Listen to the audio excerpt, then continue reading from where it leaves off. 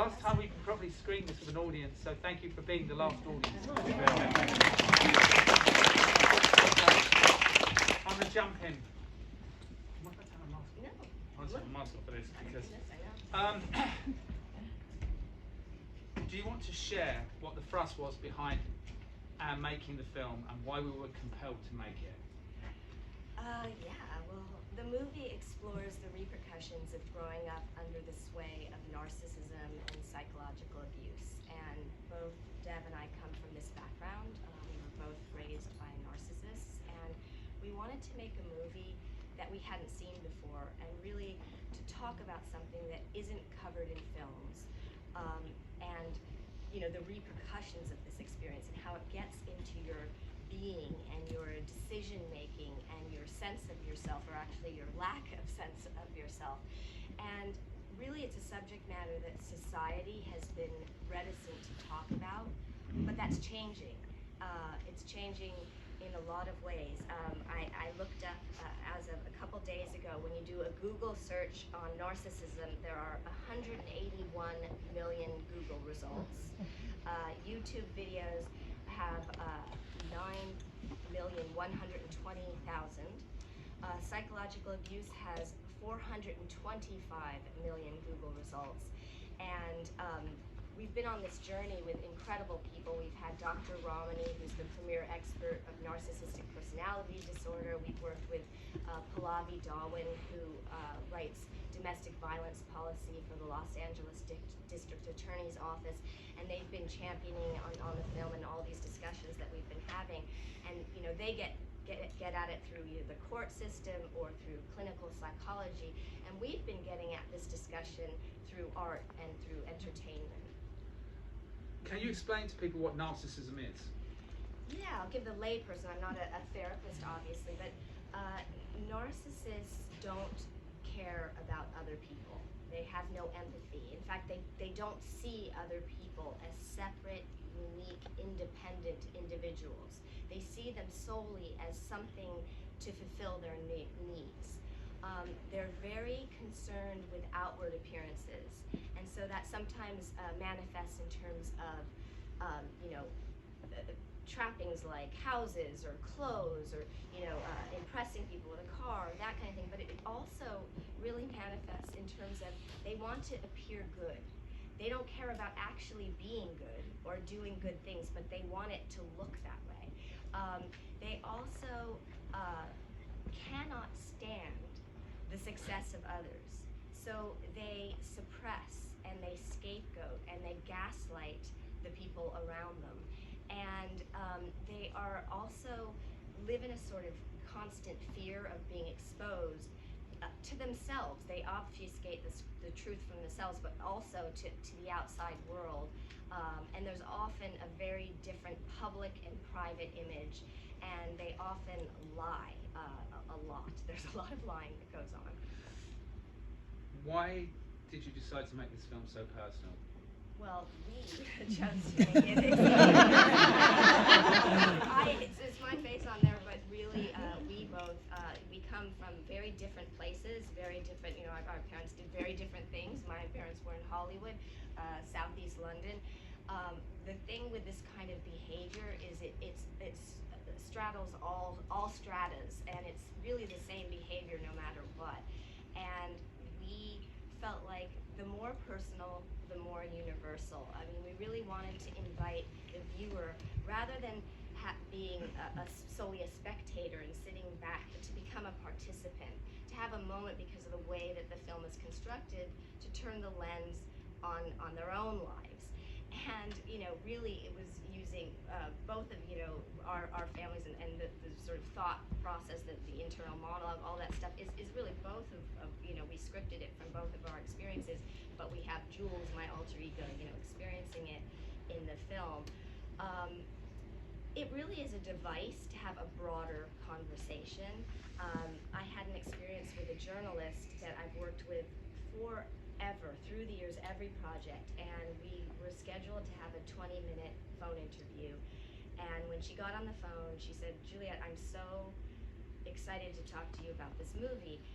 Because of the fact that we're inside Jules's POV, I went on her journey, and then there was a point where I started turning the lens on my own life, and I've never talked about this before, ever. I was sexually abused from the time I was 12 to 15, and we proceeded to have the most, I mean, I think it went on for like 3 hours. We were on the phone, and really talking about how she became the warrior that she is, how she crafted from that her life, where she has an incredible relationship, she works for a major publication, she's done all of these things, and sort of what that journey was like for her. And so really that's the thing, is that it provokes a bigger discussion, and we use sort of our experience to do that. And I also wanted to mention that the movie is entirely scripted. So we blur the lines of reality using a meld of fact, fiction, and the fantastical, but everything is written. So even our celebrity faux interviews, we scripted to hopefully look completely off the cuff and spontaneous. What might be fun for you guys is to go back and look at some of the people in the film, because the blonde gentleman is David J. from Bauhaus. The red-headed lady with curly hair was Charlene Harris, who created the Sookie Stackhouse books that then became True Blood books. Everyone has and ties the to beloved Anne Rice, yeah. you know, passed away, was a lady in gold, and that was the only time she ever did a film where she acted. And she was wonderful. She was a wonderful person. She was the first person to actually sign on to the movie. So, yeah. Why did you choose genre? Well, we chose the vampire genre for a number of reasons. First of all, we wanted to make an entertaining movie, and the Google number when you type in vampires, believe this, it's 595 million results. I think they believe it. Yeah, you guys might believe it. I really wanted to lull the audience into a sense of safety using a genre that they feel safe with, tropes that they're comfortable with, to talk about unsafe, uncomfortable ideas. It was a way, when we were blurring the lines of reality, to have all of the known people that play alter ego versions of themselves, as Deb was saying, have ties to vampire material. So Gary Oldman with Dracula, Ron Perlman with Blade, Lance Henriksen with Near Dark. Every single person in there has that. But primarily, we felt like the vampire was the perfect metaphor for the ultimate narcissist. It is a being which drains all for its own needs. Vampires often mesmerize and have people in their thrall. Narcissists are often exceedingly charismatic. You have to invite a vampire in. In this, we're looking at narcissism in the family, and you obviously don't choose those people. You don't invite those people in. You have no choice in that matter, but you do continue, you're primed to continue to invite people of that ilk into your life repeatedly, and to invite them in because you know no different from that. Vampires do not change. Narcissists do not change. Especially if we're talking about malignant narcissism. Vampires do not see their reflection in a mirror. Narcissists have zero ability to self-reflect. I mean, it goes on and on and on.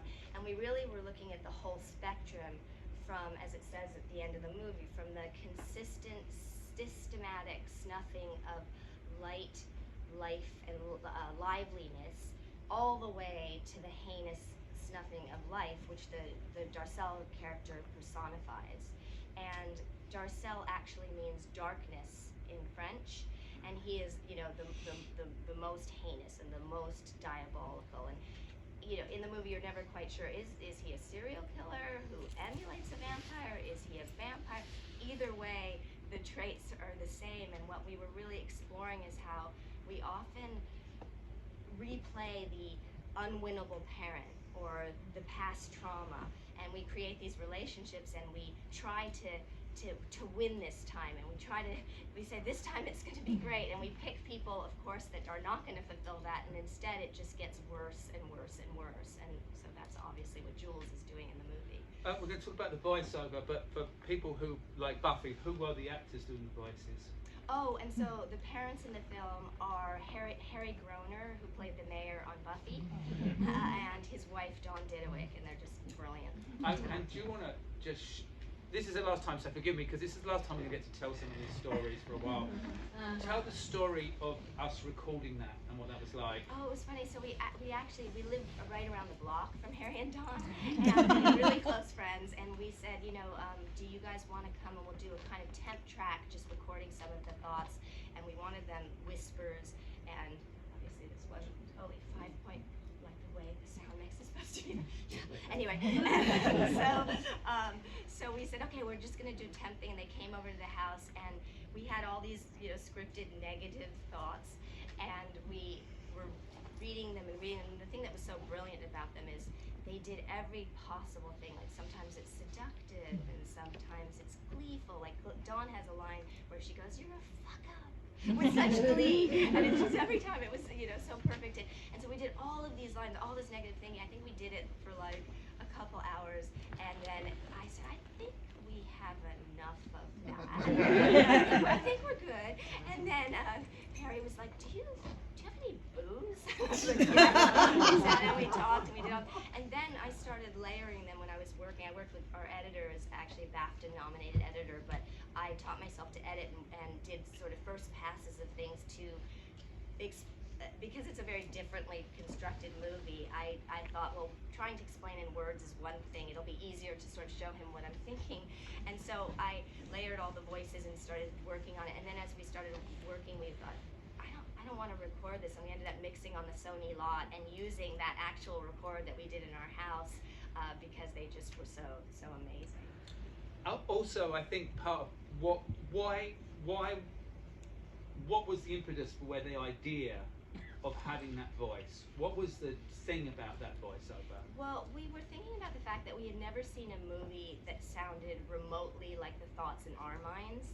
And we thought about, like, in movies you have the, you know, the quippy, snarky, funny sort of voiceover. You have the Philip Marlowe, hard-boiled detective voiceover. You have the exposition, like we need to fill in the whole of this plot and we're going to take you to the next point in this movie kind of voiceover. But we started thinking about where do these thoughts come from that we operate out of? And we all make these agreements, I call them agreements, with our parents. And a lot of these are spoken and a lot of these are tacit and unspoken. And these agreements become the thoughts in our minds, and they become our inner monologue, and they become our mantra. And we operate out of them, and depending if you come from a healthy background, that can be wonderful. Those messages can be wonderful. If not, it can really lead to destruction and destructive choices. And so we wanted to make a movie that in essence is a cautionary tale, as Jules is, you know, not breaking those agreements, because that's the whole point. The whole point is that as adults, we can break those agreements and we can decide to live a different way, and we can decide to have different tapes in our minds, which obviously she's not doing, and she is avoiding red flag after red flag and doggedly going down, you know, descending down this path. But and so in essence, it's a cautionary tale. But the other thing is that, you know, I wanted to mention is that this is obviously talking about the family, but these poisonous voices can be planted in all kinds of relationships, love relationships. It can happen in school, from teachers, from, you know, peers, bullying. And once those seeds are planted, they fester and they grow. One of the other things we were doing studies when we first started writing the script, and we came across a study that said that 80% of the thoughts in all of our minds, even those who come from the most stable, loving upbringings, 80% are negative. We're very derisive to ourselves. We tell ourselves we're not good enough, we're too fat, we're too skinny, we're too old, we're too young, whatever it is, we're constantly telling ourselves off. And you know, we always talk about how interesting it could be if you could just decrease that even by 20%, or imagine 40%, you know, how much more present and proactive and productive and giving you could be if you weren't sort of having this negative stuff weighing you down and sort of consuming you, and really being, to some extent, it's self-involved, all this negative stuff. Like, who cares if you're too skinny or fat or whatever? Like, let's get on to something that's a little bit more healthy and builds instead of cutting us down. The next question is about cinematic choices. Now, the funny thing is, I'm a photographer and a videographer